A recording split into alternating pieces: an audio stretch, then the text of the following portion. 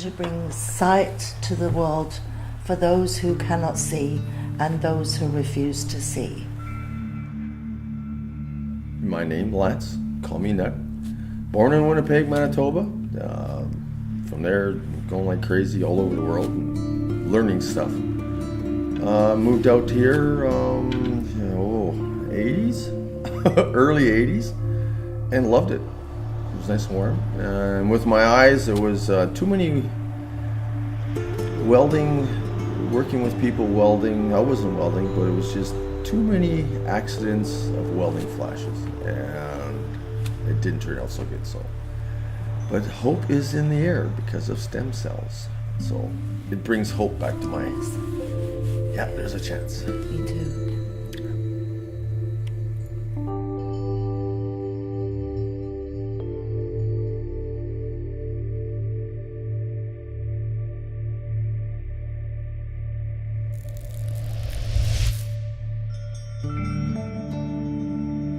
My name is Hazel Moore. I was born in South Africa, educated in England, London, and immigrated to Canada nearly 40 years ago. I lost my sight in an in-home accident.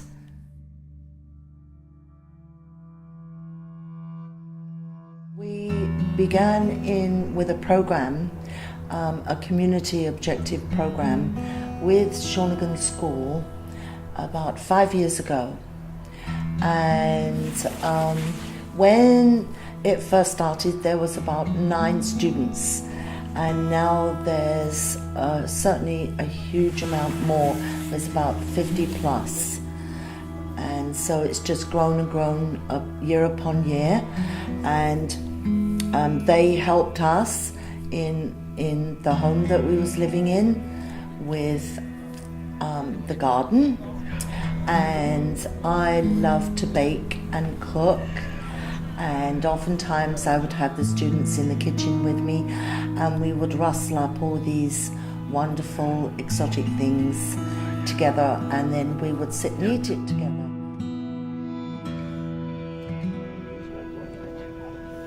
Lance and I are very active in the community beyond Shawnigan, helping to feed and clothe the people who are homeless and on low income in Duncan, British Columbia. And the students learned what we were doing, so then from there they wanted to become involved through the community objective program. And we loved to have them on board, which meant it could expand a lot quicker. And the students have been very enthusiastic and very creative and very supportive, and they've helped it grow from helping one person in Duncan to now helping at least a minimum of 500 people. Yeah, you guys know ZZ Top? Oh, they're here.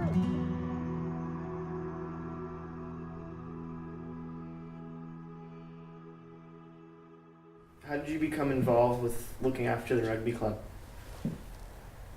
Well, we started out, where are we going to be? I was going, that's it, environmentalist. I'm heading for the bush. I know how to be in the bush. I can, come on, Hazel, and she'll be all.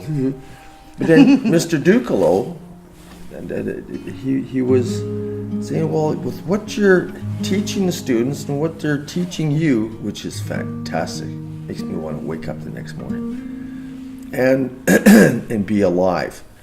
They were talking about, let's get on school property, and it's easy for the students to get then. But through here, and then after that fell through, then Gary mentioned here. He said to the people, they're great people. Independent. Yep, but we're not babysit them 24/7. And yeah, if you say, Gary, it's fantastic, in. So they pulled us in, put it there. And it's just, wow, there's people around. They're slowly getting to know us, what we can do, what we can't do. You know, cutting grass is a whole bunch of zigzagging. No. But it soon gets cut. But they have another one. Cleaning up. We did the floor. We mopped the floor, 8 times? And and they came in and went, oh my God, these floors have never been so clean. And it's visually impaired people. The cobwebs were gone. The flies are disappearing. The ants, the school bus. We cleaned out the school bus. Oh my God. And they put us on YouTube going, this bus has never been so clean. So somewhere on those computer things, YouTube or something like that. And they're visually impaired because there was cake and everything. So they were just, we don't have to babysit these people. You know, we appreciate that. Yeah. That they have been gracious enough, the Cowichan Rugby have been gracious enough to allow us to show them what we can do. Open up their eyes. And that has been a wonderful experience for us as well as them. Oh yeah. That's it. Yeah, the teaching mode, the learning mode, the evolution. And they're just, you even know how to start a fire? In a fireplace. Yeah, it takes fireplace. practice. You get going. It's not working, it kind of... But look what I keep in this one. I got my colloidal silver. I got my maximum zinc, my zinc roots. What's that? Milk? You getting the milk? Oh yeah, this one's not working. I haven't figured it out. I replaced the switch that's in here. Okay. That was $60. I'm going, okay, that's not the problem. Okay, and then I went up here. Oh, I just got to sneak by. And I thought, well, I took the 4 screws out of here, but it only heats up.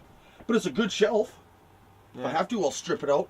And Gary says, here, use his little fridge. He says, here, so at least you can keep food because it's all going moldy. Mm-hmm. So look, he's got a neat little Danby fridge. Dude, okay, I got 1 egg left. Going to Superstore. Getting off the bus in the beginning was always asking questions from the bus driver, how far down, feeling the curb, and you're taking in, listening to people walk. But I've learned earlier that asking questions like, excuse me, how far to the crosswalk? Because the bus driver told me there's a crosswalk in it. Okay, and someone will come along. Okay, so it's a blueprint I have to start doing over and over and over. So when I went in, every time I go in there, you're doing it over and over and over. So it just makes a connection. So you're starting to feel bumps. Certain buildings, you're asking questions in a new area. It's just, excuse me, borrow your eyes for a second. From where's Staples? And then when I get into the Superstore, again, where's the counter? And they get you there, and you start to get to know people behind the counter, and someone will come. Customer service, there, all of them. Yep. I'm at the point now, after 5 years, I go in, the sliding doors are, and I go straight in, hit the veggies, and then kneel off, and then I start going up and down the aisles, and you'll hear a shopping cart, and I'll say, excuse me, and you start to memorize, sorta. I found it just easier going, what aisle am I in? Is this the pancake aisle, or the soup aisle, or is this, the coolers aren't too bad because they move stuff around. So it's just a matter of learning that to have control in my life, I need to ask questions. Yeah. If you don't ask questions, you'll sit there and just bump on a log. York Street Diner in Duncan. Oh yeah. Well, the first time we had troubles finding it the first time, but then the owner, Rhonda, and the other partner, they were so gracious to us, and we just asked what was the special of the day, and they help us to choose something off the menu, and then slowly the staff at the diner as well as us will show them if they put the coffee at 12 o'clock then on the table, then that we would find it a lot easier, especially with the cream and the sugar. And now it's It's like going to Cheers. When we walk in there, it's like, oh, hi Hazel, hi Nat. And you hear other people losing their sight going, how do they do that? Yes. You get to hear them in the background, sort of like, Yes. oh yeah, there they are. Okay. And sometimes you hear, what are blind people doing in a restaurant? Well, they're just whispering to each other. And then you pick it up going, well, there's some more people to put at ease, to educate. Yes. We would like to continue this and go into more detail of how we solve problems and how we go about solving them, identifying the problem and how we solve them. And many times we are creating and inventing solutions to these existing problems. So we would like to continue with that, and we would like the viewers to participate with us and let us know what they've been doing so that we can build this incredible bank of networking and knowledge so that it continues. Let us, in our world, when we ask for help or, needing assistance, or can I borrow your eyes?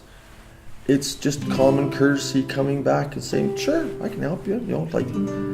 It's that courtesy coming back, because it's tough for people who have lost their vision or amputees or whatever, because you're unsatisfied yourself, and instead of saying, may I borrow your eyes for a second, it comes out, can I use your eyes for a second? And that inner motion has to be at peace for you to carry on. That's the biggest thing I work on. For me, what I have found, it doesn't matter where I go or where we go, we can guarantee that somebody is going to stop us and say, I'm losing my sight, or we have a family member, could you help us? And we will be the first in line to help them in any way that we can. I would call it the light side and the dark side, but it's not always dark. There's still the humor, the passion, the giggle, and everything else to find where life is in the darkness. We love to laugh. Yeah, that helps a lot. And we like to see the brighter side of things.